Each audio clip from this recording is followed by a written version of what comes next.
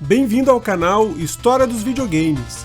Nesta série de 3 episódios, vamos conhecer o videogame de terceira geração Sega Master System.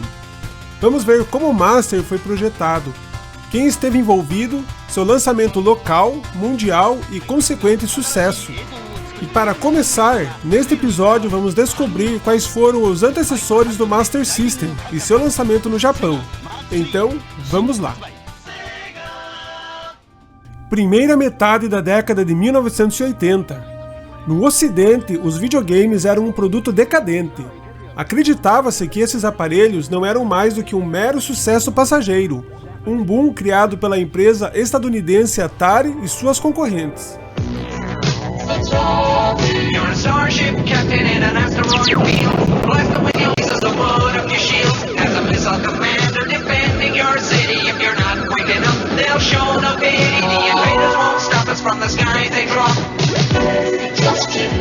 Three out-of-this-world games from Atari, the #1 video computer system with more games than any other. Everyone's gone Atari, the #1 video. Com o lançamento de excessivos sistemas e jogos de baixa qualidade, o público em geral deixava de ter interesse nos videogames.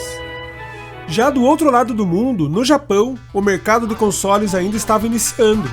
Sistemas de segunda geração, como o Cassette Vision, desenvolvido pela Epoch Company, lançado no Japão em 30 de julho de 1981, estava no seu auge em vendas. Mas isso mudaria, pois em breve 2 dos mais importantes sistemas de terceira geração estavam chegando. Antes de sabermos mais sobre eles, vamos conhecer melhor uma gigante dos arcades, a Sega. No início da década de 1980, a Sega Enterprises, então uma subsidiária da Gulf and Western, era uma das 5 maiores fabricantes de jogos de arcades nos Estados Unidos, com uma receita aproximada de 214 milhões de dólares. No entanto, uma desaceleração no negócio de arcades a partir do ano de 1982 prejudicou seriamente a empresa, levando a Gulf and Western a vender a parte americana de fabricação de arcades e os direitos de licenciamento de seus jogos para a Bally Manufacturing. A equipe de desenvolvimento, bem como a subsidiária japonesa, Sega Enterprises, foram mantidas. Com seus negócios de arcade em declínio, o presidente da Sega japonesa, Hayao Nakayama, defendeu que a empresa aproveitasse sua experiência no desenvolvimento de hardware e softwares para entrar no mercado de consoles domésticos no Japão, que na época estava iniciando. Nakayama recebeu da sua equipe permissão para prosseguir. Assim, o projeto para um videogame que poderia ser jogado nos lares teve início. O primeiro sistema a ser desenvolvido pela Sega foi o SC, ou Sega Computer 3000, um computador pessoal simples com teclado embutido e que poderia ser ligado em uma televisão comum. Mas quando a Sega soube dos planos da sua rival, a Nintendo, de lançar um sistema doméstico apenas para rodar jogos, deu início ao desenvolvimento de outro projeto. Esse ficaria conhecido como SG-1000. Você está se perguntando o que significa o SG no nome do console? Muito bem, SG é uma abreviação para Sega Game. O aparelho também era chamado em alguns casos de Mark I. Um dos primeiros desafios no desenvolvimento do SG-1000 foi manter os custos de produção baixos, garantindo assim um preço acessível ao consumidor final. Para isso, a Sega optou por criar a plataforma a partir de componentes populares de prateleira. Por fim, depois de muito trabalho, o SG-1000 estava concluído, sendo lançado no Japão em 15 de julho de 1983, custando 15 mil ienes.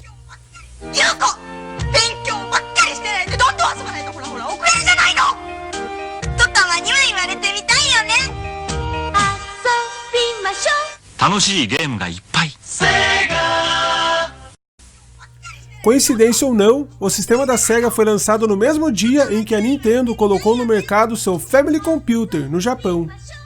Embora só tenha sido comercializado por lá com vendas aproximadas de 400 mil unidades, outras versões foram lançadas em vários outros mercados, como na Austrália, através da John Sands Electronics, e na Nova Zelândia, pela Grandstands Lacery, mas não foi lançado nos maiores mercados de videogames, como Estados Unidos, Reino Unido ou Alemanha. Em 1984, a empresa mãe da Sega, Gulf and Western Industries, acabou por se desfazer de seus negócios não essenciais. A partir dessa data, o então presidente da Sega, Hayao Nakayama, foi renomeado como novo CEO. Neste mesmo ano, seria lançado um segundo modelo do SG-1000, com várias atualizações.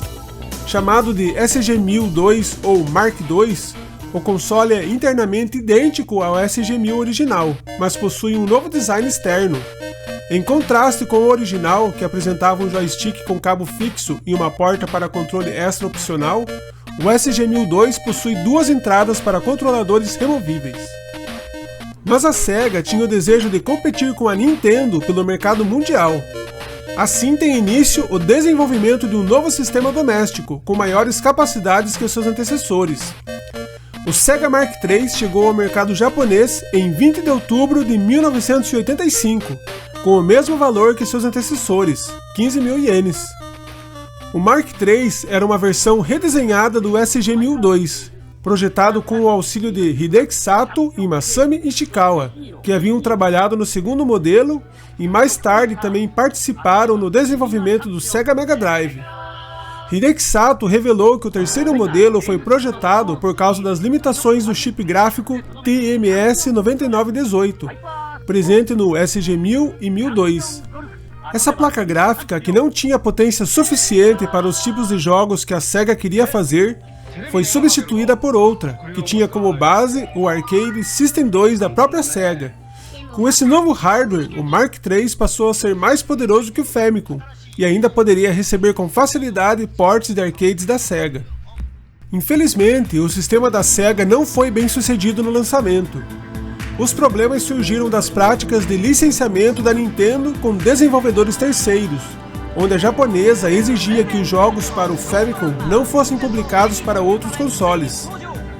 Assim, a Sega viu-se obrigada a desenvolver seus próprios jogos, se quisesse uma biblioteca farta para seu sistema, com raros ports de outros desenvolvedores lançados para o Sega Mark III. Então, com o pouco apoio das third party, a pressão para a produção de novos jogos era cada vez maior, com pouco mais de 3 meses de diferença para o lançamento de um título inédito.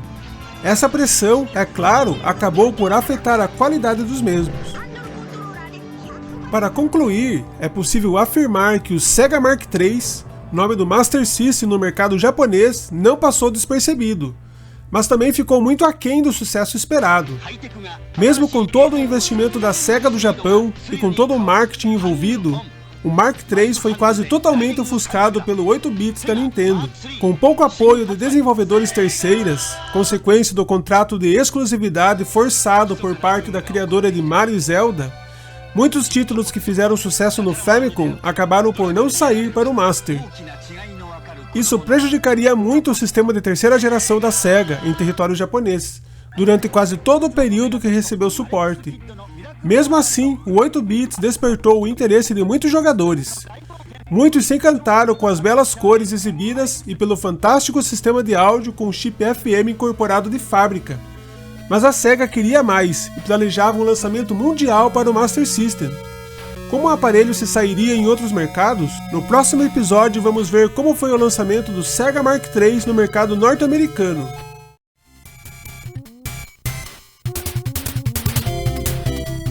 As coisas não iam bem para o Sega Mark III no mercado doméstico, com a maior parte das desenvolvedoras de softwares publicando seus jogos para o 8-bits da Nintendo. O CEO da Sega of Japan, Hayao Nakayama, começa a procurar uma alternativa para seu sistema de videogame de terceira geração. Nakayama tinha um desejo. Ele gostaria de disputar com o Famicom o grande sucesso da criadora de Mario e Zelda no mercado mundial, visto que a curto prazo isso não seria possível dentro do seu próprio país. Ele planejava um lançamento internacional para o Mark III. Seu objetivo inicial era a América do Norte e posteriormente outras regiões. Mas como isso seria feito? Nakayama questionava se a própria SEGA deveria assumir essa missão ou delegar a uma terceira. Em pouco tempo, Nakayama encontraria as respostas. A primeira coisa que ele descobriu é que a cultura oriental é muito diferente da ocidental. Com isso em mente, a SEGA japonesa tratou de redesenhar seu console para agradar os gostos do público norte-americano.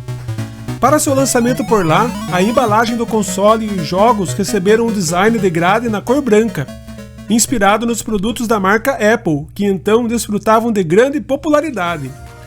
A carcaça do Master também foi inteiramente refeita, ganhando um ar futurista na cor preta.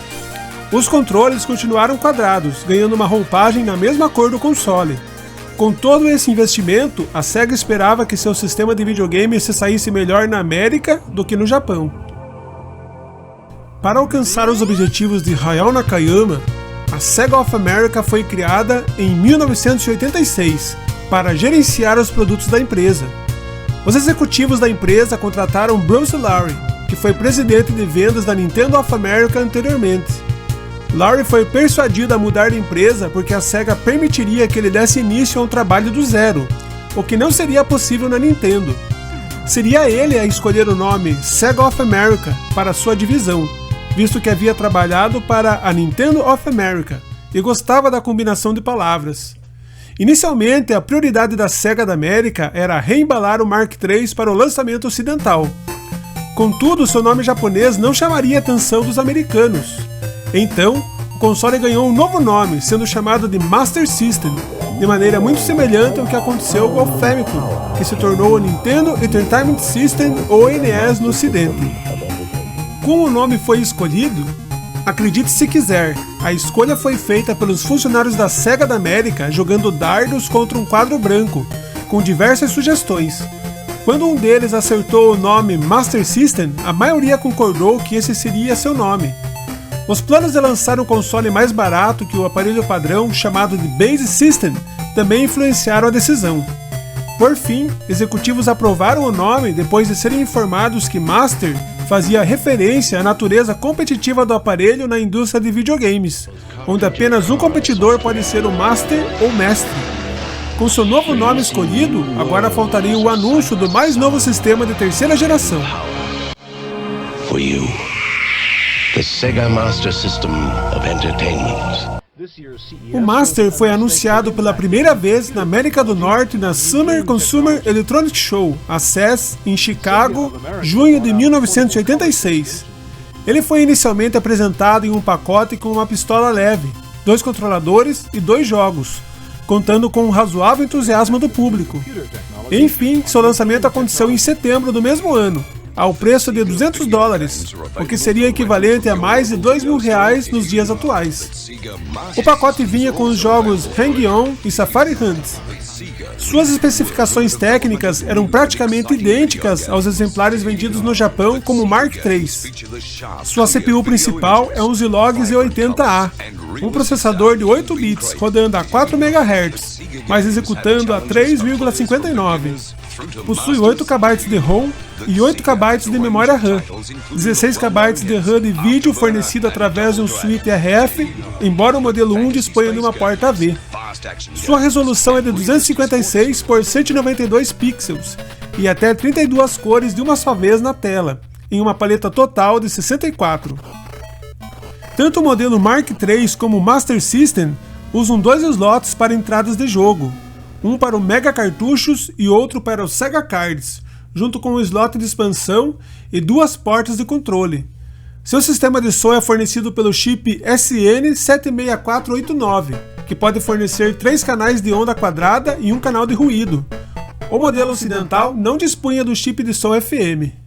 Mas será que o Master System seria um sucesso quase que imediato, como seu concorrente, o Nintendo Entertainment System? Em 1986, a Nintendo estava enviando o NES do Japão para os Estados Unidos com vendas em alta. Nesse embalo dos videogames, a SEGA esperava vender de 400 mil a 750 mil consoles em 1986.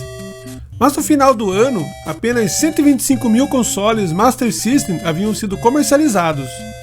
Isso era mais do que os 100 mil unidades vendidas do Atari 7800, mas muito menos do que os 1.100.000 unidades do NES.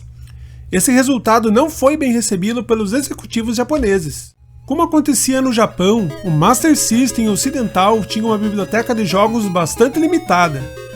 Isso se deu por alguns motivos, sendo o principal deles as práticas de licenciamento da Nintendo. A Big N não permitia que as desenvolvedoras lançassem seus jogos para outro sistema, senão o NES. Com apenas 2 produtoras americanas produzindo jogos para o Master, a Activision e a Parker Brothers, os lançamentos para o sistema se tornaram escassos. Buscando uma saída aos poucos títulos, a Sega passou a promover a ideia de que o Master System foi o primeiro console onde os gráficos são realmente semelhantes aos do arcade, e empurrou a experiência de arcade nos seus anúncios. Isso levaria a uma resposta dupla por parte do mercado, uma vez que nem todos gostavam de jogos com estilo arcade. Essa publicidade era dirigida por apenas 2 pessoas no departamento de marketing da Sega, sem bons resultados. Uma aposta da empresa foi fazer uma parceria com o astronauta Scott Carpenter no final de 1987 para dar início ao Sega Challenge, uma programação para a montagem de centros recreativos em vários locais nos Estados Unidos, onde as crianças poderiam ser testadas em habilidades como concentração e coordenação, em jogos como Outrun e Shooting Gallery, que foram incluídos no desafio. Contudo, o ano de 1987 terminou e as vendas do Master não engrenaram. No final de 1987, em meio a dificuldades nos Estados Unidos, a Sega decide vender os direitos de distribuição do Master System para a empresa de brinquedos Tonka. Mas aqui havia um sério problema. A Tonka não tinha experiência com sistemas de entretenimento eletrônico. O pensamento da Sega por trás do negócio foi alavancar as vendas do seu sistema, fazendo dele um brinquedo americano, já que a Nintendo havia comercializado o NES como um brinquedo de grande sucesso. O anúncio foi feito logo após a CES de verão de 1987. Durante esse período, grande parte da infraestrutura da Sega of America mudou de marketing e distribuição para se concentrar no atendimento ao cliente, e Laurie deixou a empresa. A Tonka bloqueou a localização de vários jogos japoneses populares que, segundo ela, não seriam necessários, ficando com uma biblioteca de pouco mais de 100 títulos. Essa limitação mostrou-se muito negativa, pois a demora entre os lançamentos de novos títulos fazia com que o sistema da Sega se mostrasse pouco apelativo, frente ao seu mais forte concorrente, que dispunha de lançamentos todos os meses. E para piorar a situação, a Tonka enfrentava problemas financeiros durante o ano de 1988, dando pouca atenção ao console. Com baixas vendas na temporada de festas, o Master System continuou a ter um desempenho ruim no mercado. Entre seus jogos de maior sucesso estão Phantasy Star, um RPG lançado em novembro de 1988, e a franquia Alex Kidd, em especial Alex Kidd em Miracle World. No mercado japonês, o Mark III ainda seria relançado como Master System em outubro de 1987 por 16.800 ienes, o que no entanto não melhorou seu desempenho doméstico, de forma que nenhum dos modelos representou um sério desafio para o Famicom no Japão, fazendo com que a Sega só conseguisse atingir 10% do mercado de consoles. O último jogo lançado para o Master System no mercado norte-americano seria a versão de Sonic the Hedgehog, em novembro de 1991. Enfim, o 8-bits da Sega não foi o sucesso que a empresa esperava. Nos anos subsequentes, com o lançamento do 16-bits no mercado americano, o Sega Genesis, o Master acabou por ser quase que totalmente esquecido pela Sega of America. O mesmo aconteceria também no Japão, mas apesar do fracasso comercial, o Master se tornou a base para a chegada do console de 4ª geração, sistema esse que conseguiria desafiar a hegemonia da Nintendo. Com um hardware pelo menos 2 anos mais novo que o Famicom, o Master dispunha de vantagens técnicas sobre seu concorrente. Infelizmente, pecou em formar parceria com as melhores produtoras de jogos da época, ficando com uma biblioteca de qualidade, contudo pequena. Mas como foi seu desempenho no mercado de videogames brasileiro? Como seria a trajetória do Master aqui no Brasil? É isso que veremos no próximo episódio. Muito obrigado por assistir e até o próximo! O Master System foi lançado na Europa no ano de 1987, sendo distribuído pela Mastertronic no Reino Unido, Master Games na França e Ariola Soft na Alemanha Ocidental. A Mastertronic assinou seu acordo para a representação do Master em 1987, anunciado na CES de Verão, com o lançamento de 12 títulos até o outono daquele mesmo ano. A ideia da Mastertronic era comercializar o Master System como um arcade em casa, com preço de lançamento de 99 libras, equivalente a 285 libras em 2020, ou pouco mais de R$ 2.700. Os varejistas começaram a fazer grandes pedidos antecipados, mas a SEGA se mostrou incapaz de entregar o estoque até o dia combinado, 25 de dezembro, fazendo com que muitos varejistas cancelassem seus pedidos. Isso colaborou para que a Mastertronic e a Master Games entrassem em crises financeiras, e a Ariola Soft prometeu nunca mais trabalhar com a japonesa SEGA. A Mastertronic já havia vendido uma participação minoritária à Virgin Group para entrar no negócio de consoles e vendeu o restante para evitar a falência. O recém-renomeado grupo Virgin Mastertronic assumiu toda a distribuição europeia em 1988. Ela concentrou o marketing do Master System nos portes dos jogos de arcade da SEGA e o posicionou como uma alternativa de videogame superior aos computadores Commodore 64 e ZX Spectrum, muito populares na época. Como resultado desse marketing acertado e do pouco sucesso da Nintendo na Europa, o Master System começou a atrair o público e desenvolvedores europeus. Assim, aos poucos, o Master System passou a abocanhar uma parte significativa do mercado de consoles e videogame na Europa. Em 1989, a Virgin Mastertronic ainda ofereceria o aluguel do console Master System com 20 jogos. O Reino Unido também sediou um campeonato nacional de videogames da SEGA, com o vencedor competindo contra campeões japoneses e americanos no programa de televisão britânico Mothermouth, uma série infantil de sábado de manhã que foi produzida pela TVS e transmitida pela rede ITV. Os jogadores competiam em uma variedade de jogos, incluindo Astro Warriors, jogos de plataforma e jogos esportivos. Durante 1990, a Virgin Mastertronic vendeu 150 mil Master System no Reino Unido, mais do que os 60 mil Mega Drives e os 80 mil consoles da Nintendo no mesmo período. Em toda a Europa, naquele ano, a SEGA vendeu um total de 918 mil consoles, mais do que os 655 mil da Nintendo.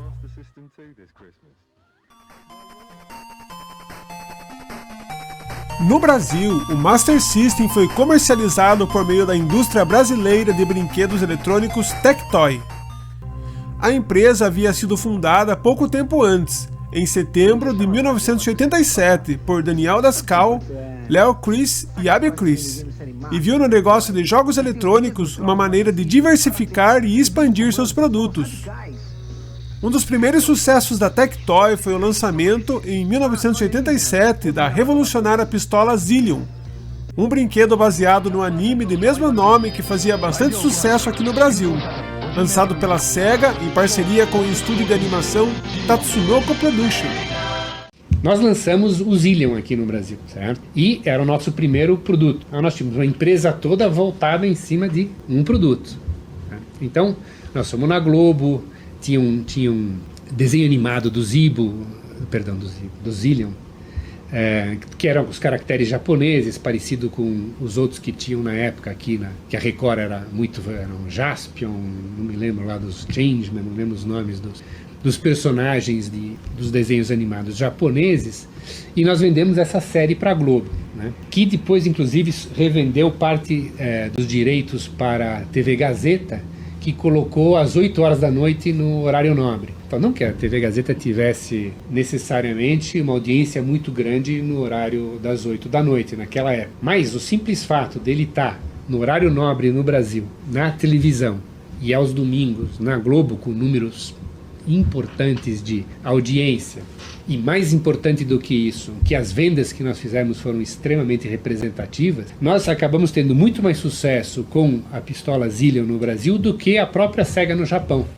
Essa pistola nada mais era do que um laser tag, similar aos paintballs de hoje em dia, mas ao invés de tinta, usava raios infravermelhos para atingir um alvo triangular preso ao peito do adversário. Quando atingido, o alvo disparava um alarme e piscava, indicando que o jogador estava fora da partida. Esse foi o produto que marcou o início do relacionamento da empresa brasileira com a japonesa Sega. O Master System seria lançado oficialmente em território nacional em 4 de setembro de 1989. A Tectoy investiu bastante em marketing e na formação de comunidades de gamers, com a criação de um clube para os usuários e um serviço telefônico que respondia a dúvidas dos jogadores e dava dicas dos jogos. Também buscou parcerias com as mais diversas publicações de revistas de games nacionais, entre elas a Ação Games, Videogame e Super Game. Nós somos de longe o mais antigo distribuidor da Sega fora do Japão, tirando, vamos dizer, os distribuidores domésticos japoneses. Não tem ninguém que não chega nem perto. Nós começamos em 87, nós estamos agora em julho, nós vamos para 23 anos de relacionamento, e nós produzimos o Master System praticamente ininterruptamente, desde agosto de 89 até hoje, mesmo produto, né? E como eu falo para ele, a gente, we write you checks every month, né? Desde o Zillion, ou seja, desde 88. Né? Então, realmente é um fenômeno diferente. Né? Foi um pouco quando eu voltei naqueles assuntos que nós começamos num momento muito propício em que a Sega era muito pequena, certo? Em que os donos, todos tinham uma relação muito íntima com a gente. Mas você vai levar essa ferramenta, não leva essa, porque essa aqui é melhor, entendeu? Quer dizer, era uma coisa pequena quando a gente começou a fazer a pistola Zillion e depois o coisa. Então isso já é uma coisa importante. Mas como a Tectoy poderia alcançar o público que não comprava as revistas? Como daria às crianças a possibilidade de ver aquele produto em funcionamento e assim despertar o seu interesse ao ponto de pedir aos pais ou a algum familiar aquele desejado presente? A resposta foi a criação de propagandas divertidas e criativas para chamar a atenção deste público. Naquele tempo, a televisão era a principal ferramenta de informação existente.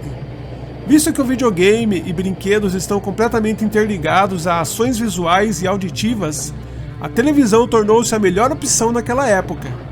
As propagandas passavam basicamente no horário dos programas infantis, muitos pela parte da manhã, nas grandes redes de TV e em alguns casos na parte da tarde. E era nessas horas que a criançada poderia ser convencida a pedir a compra de um Master System da Tectoy. Como o mercado brasileiro dos games ainda estava um tanto inexplorado, o Master System rapidamente se tornou um dos líderes de vendas no país e abriu as portas para seu sucessor anos mais tarde, o Mega Drive. Podemos até dizer que foi esse sucesso da Sega no país que levou a Nintendo a se estabelecer oficialmente em nosso território, com a formação da Playtronic em março de 1993, como já visto no vídeo A História do Famicom no Brasil. Outro fator no sucesso do Master foi o investimento da Tectoy na tradução de jogos para o nosso idioma, como Phantasy Star, o primeiro RPG em português. Além disso, a empresa também apostou na criação de games com personagens locais, ou populares por aqui, como Geraldinho, Chapolin Colorado, Turma da Mônica, Sítio do Pica-Pau Amarelo, Sapo Chulé, Pica-Pau e TV Colosso. A revista brasileira Videogame publicou na sua edição número 5, em julho de 1991, uma matéria especial descrevendo uma visita à fábrica da Tectoy no Brasil, intitulada de Fábrica de Aventuras, com abordagem na montagem dos consoles e cartuchos de videogame em Manaus. Vamos ver esse artigo na íntegra. É inevitável. Ali, a qualquer momento, pode parecer que o Alex Kidd sairá dando seus golpes, que Shinobi não evitará sua voadora, que Mickey Mouse de repente escapará de alguma máquina. Mas no passeio pela fábrica da Tectoy em Manaus, nada disso aconteceu. Todos os personagens estão presos em pequenos componentes eletrônicos que, um a um, vão sendo interligados para, ao final de uma linha de montagem, saírem prontos em consoles e cartuchos de jogos. Só então eles explodem nas telas e na imaginação de quem está jogando. Todos eles ali não passam de componentes. Mas para que você possa entender como é feito um console de videogame ou um cartucho, videogame esteve na fábrica da Tectoy em Manaus. Tudo o que se vê da parte interna de um console de videogame são os pinos onde é encaixada a fita. Mas tudo começa mesmo, de verdade, com um componente muito especial, o famoso chip. É nele que estão gravadas as informações dos jogos, no caso dos cartuchos, e as instruções para dar ação a esses jogos, no caso do console. Por isso, eles são a alma do videogame. O chip que contém essas informações ainda não é produzido no Brasil, tendo que ser importado do Japão. Por isso, os jogos são todos escritos em inglês, língua considerada universal. E, a partir desses chips, é que começa a montagem. Você seria capaz de imaginar a confusão que seria se todos aqueles minúsculos componentes eletrônicos fossem interligados por fios? É exatamente para evitar essa confusão que eles são montados em uma placa de circuito impresso. Assim, de um lado ficam os componentes organizados e enfileirados, e de outro, filetes de cobre que fazem parte da placa como se estivessem impressos, substituem os fios, fazendo todas as ligações necessárias para que o conjunto todo funcione.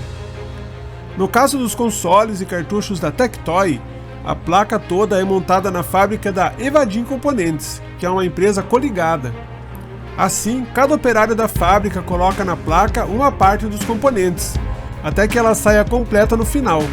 Só que eles não podem ficar soltos, evidentemente. Por isso, eles são soldados na placa, e esse serviço é realizado por uma máquina. O processo é simples. A placa é colocada na máquina e passa então por um tanque com solda derretida, que vai aderir justamente nos filetes de cobre. Pronto! As ligações estão feitas e os componentes estão firmes na placa. Agora é só testar para ver se tudo está funcionando e mandar a placa para a montagem final, que é feita na fábrica da Tectoy. Todo o processo de colocação dos componentes na placa de cartucho e consoles é feita manualmente, mas existe um jeito mais prático e rápido de se fazer isso, que já está sendo implantado na fábrica da Evadim em Manaus. É o que se chama de inserção automática. E como o nome diz, toda aquela linha de montagem com cada operário colocando um grupo de componentes de cada vez é substituída por duas máquinas. Uma delas vai organizar todos os componentes em uma única tira, já na ordem certa em que eles devem ser colocados na placa. E a outra pega essa tira e monta todos eles, como se fosse um grampeador gigante. Claro, o processo todo é controlado por computador. E o resultado é que a placa fica pronta muito mais rapidamente do que se os componentes tivessem sido colocados manualmente. Além da rapidez, o uso desse processo possibilita a colocação na placa de componentes minúsculos, impossíveis de serem colocados à mão. E é o que vai possibilitar a montagem do console portátil Game Gear, que justamente por seu tamanho reduzido, possui vários desses componentes. Agora, estamos chegando ao final de todo o processo. A placa, que foi montada, soldada e testada na Evadim, chega então à Tectoy para ser montada nas caixas dos consoles, ou nos cartuchos. E há outra linha de montagem. Primeiro, ela é encaixada no gabinete do console, que é o que você enxerga por fora. Depois são feitas todas as ligações finais.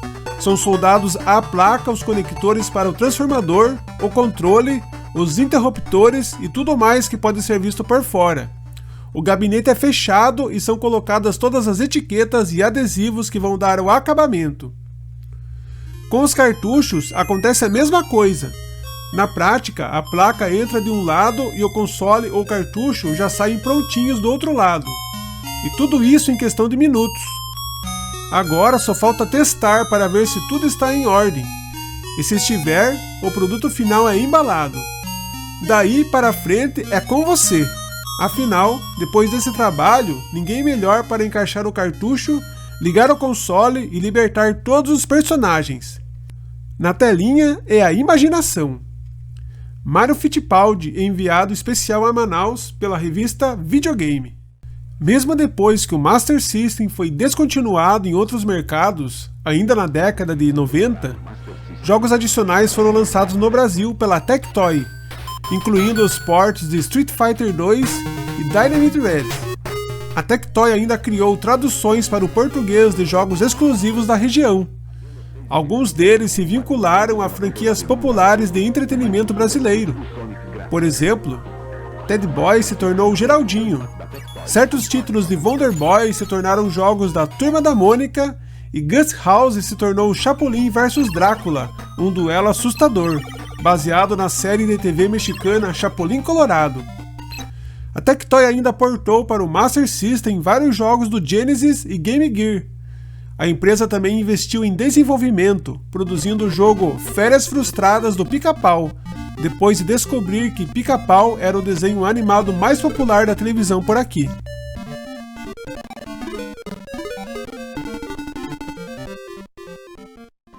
O Master System foi um grande sucesso no Brasil por vários anos, abocanhando mais de 3/4 do mercado de consoles originais, até que por volta de 1995 começou a perder força para aparelhos mais modernos, como o Sega Mega Drive e o Super Nintendo.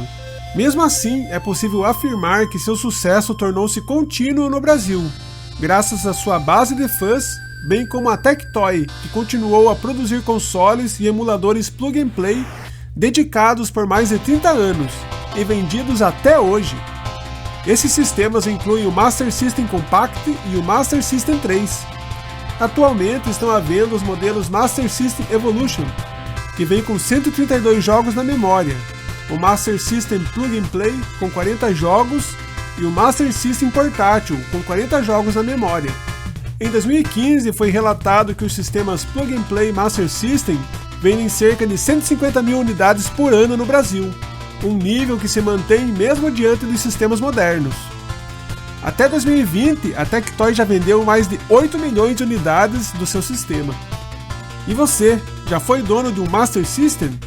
Conta pra nós nos comentários, bem como sua experiência com esse fantástico clássico dos videogames dos anos 80 e 1990. Muito obrigado por assistir e até o próximo!